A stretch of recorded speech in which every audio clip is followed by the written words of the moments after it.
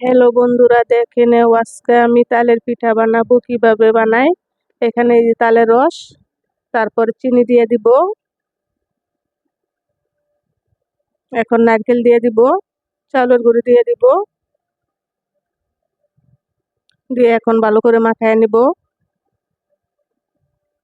এই যে মাখানো হয়ে গেছে, এখন বেকিং সোডা দিয়ে দিব, দিয়ে ভালো করে মাখায় নিব। মাখানো শেষ। এখন আমি আধা ঘন্টার জন্য রেখে দিব। আধা ঘন্টার পরে এখন আমি ভাপ দিব কেক বানানোর জন্য।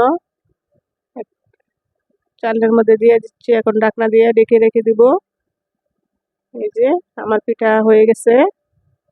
আর আমার পিঠা বানানোর রেসিপি যদি ভালো লাগে, লাইক কমেন্ট শেয়ার করে দিবা বন্ধুরা। এই যে পিঠা, এটা খেতে অনেক মজা, তালের পিঠা।